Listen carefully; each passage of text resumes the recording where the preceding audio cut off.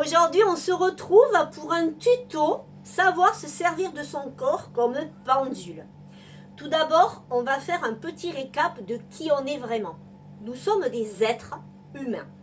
Être, c'est notre partie lumineuse, notre partie divine, notre partie dite lumière, comme j'aime bien l'appeler, c'est notre âme.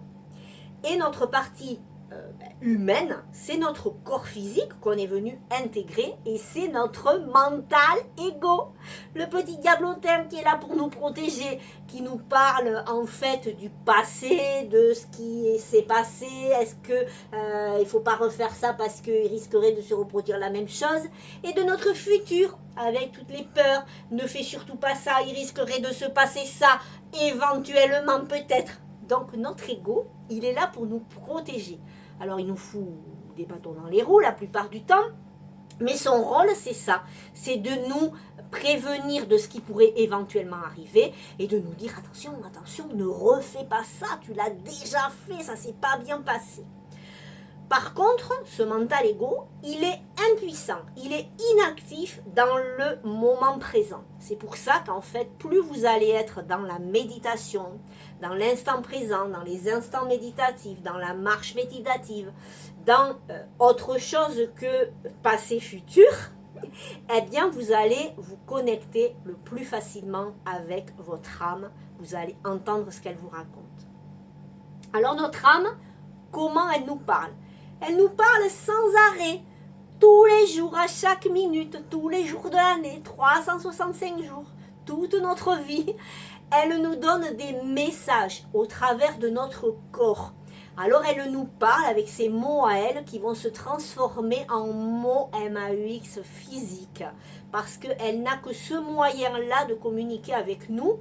C'est-à-dire qu'elle va communiquer elle, avec des mots physiques, parce que chaque partie de notre corps, chaque organe, chaque membre, chaque cellule de notre corps, en fonction de où elle est placée, a un message à nous transmettre.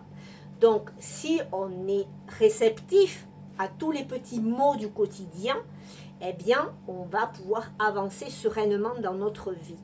Si on n'entend pas, si on est complètement fermé, pas du tout éveillé, qu'on n'est pas du tout là-dedans, eh bien les mots vont se transformer en quelque chose de plus important pour aller de maladies de plus en plus graves ou d'accidents de plus en plus graves pour aller jusqu'à la mort si on n'écoute rien jusqu'à la fin de notre vie ou jusqu'au milieu de notre vie. Si on n'entend pas, on est complètement réfractaire, eh bien notre âme, elle va de plus en plus fort, elle nous donne des messages de plus en plus puissants. Donc elle a cette manière-là de communiquer, mais on a aussi une manière plus simple, plus joyeuse, plus positive de communiquer avec elle, c'est au travers du pendule. Donc je vous explique comment on fait pour se servir du corps comme pendule, comme moyen en fait pour pouvoir avoir des réponses dans notre vie, pour avoir en fait un chemin plus lumineux. Alors tout d'abord, on fait un peu le vide en nous, autour de nous. Alors le mental on lâche, on fait un ancrage, on se met dans un endroit un peu calme, on évite les ondes Wi-Fi. En tout cas quand on démarre, on met toutes les conditions de notre côté, puisqu'après après on peut communiquer avec notre âme partout quand on en a besoin. Mais pour apprendre, il vaut mieux mettre toutes les chances de son côté, être tranquille, au calme. Donc on fait un ancrage, pieds nus au sol, les pieds bien à plat, et on se connecte donc à terre-mère, notre cœur, et on imagine un fil qui part de tout le long de notre colonne vertébrale jusque dans le ciel. D'accord? Connexion mère, enfant et père. Une fois qu'on a fait cette connexion, on va étalonner notre corps. On va demander en fait à avoir un oui, à avoir un non.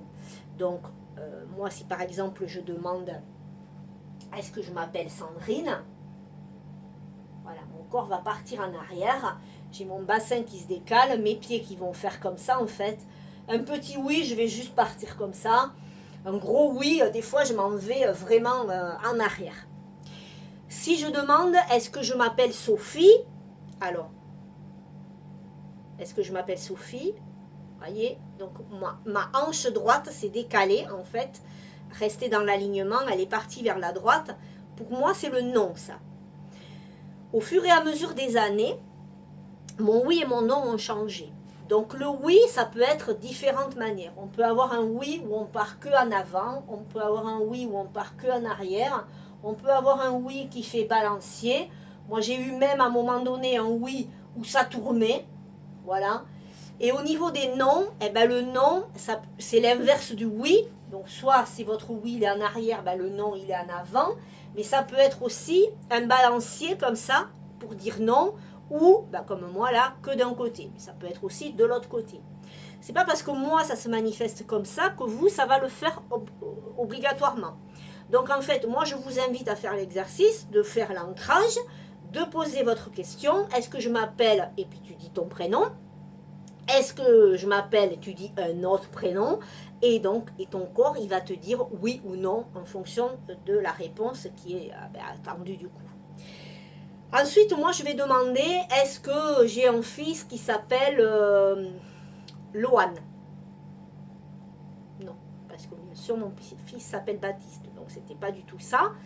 Est-ce que j'ai, par exemple, une fille, est-ce que j'ai une fille qui s'appelle Alexia?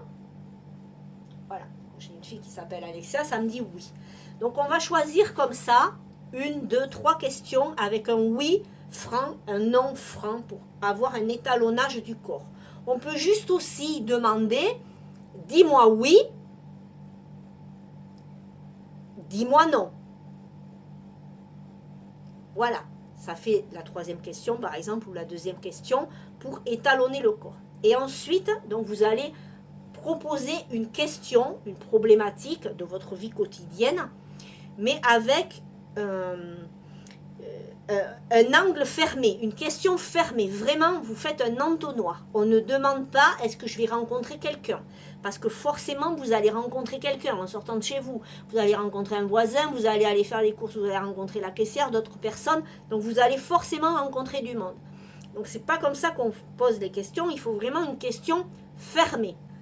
Donc pour avoir une question fermée, vous devez par exemple demander est-ce que je vais me marier avant fin 2024, est-ce que je vais rencontrer quelqu'un de sérieux qui me correspond parfaitement, à qui je correspond parfaitement avant telle date, est-ce que je vais changer de poste à mon travail et avoir ce poste de secrétaire de direction avant telle date, est-ce que je vais avoir cette promotion de 200 euros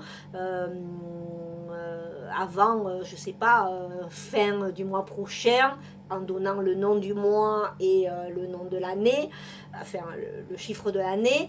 Voilà, une question fermée, parce que est-ce que je vais avoir une promotion? Ben oui, forcément, tous les 2 ans ou tous les 3 ans, vous allez prendre un grade ou un échelon, vous allez augmenter de 5 euros, vous allez forcément avoir une augmentation. Donc il faut vraiment demander, être précis dans la question qui correspond à ce que vous voulez avoir comme réponse. Et après, ben, vous attendez en n'ayant aucune intention, c'est-à-dire que vous gardez votre fil et vous laissez votre âme vous donner la réponse. C'est-à-dire que votre corps doit bouger sans que vous n'ayez vous-même une intention là-dessus. Je ne sais pas si je suis claire, mais en tout cas, c'est pas vous qui décidez oui c'est non, oui c'est oui. Non, non. Votre corps, il bouge tout seul. D'accord? Pour avoir un autre baromètre de savoir si vous correspondez bien avec votre âme, vous pouvez sortir du jeu 4 as que vous allez poser sur une table. Vous les mélangez, donc votre mental ego, lui, il sait plus où c'est. D'accord? Vous allez tirer une carte au hasard, la sortir du jeu, vous poussez les autres cartes, vous ne gardez qu'une seule carte à l'envers toujours, et vous dites, est-ce que cette carte, est-ce que c'est un as noir ou est-ce que c'est un as rouge? Et vous attendez la réponse. Si la réponse c'est non, vous tournez votre carte et vous allez bien voir si votre carte en fait elle correspond à la réponse que vous avez eue. Vous pouvez jouer à ça avant de poser votre question. Comme ça, vous êtes sûr d'être vraiment connecté et d'avoir une réponse claire à ce que vous allez demander. Voilou, j'espère que ce tuto vous aura servi. Dites-moi en commentaire si vous avez utilisé, si vous avez essayé, si vous utilisez déjà, si ce que je vous ai raconté vous a servi, est-ce que vous allez vous en servir, est-ce que vous avez déjà eu des réponses? Allez, raconte-moi tout en dessous. À très vite.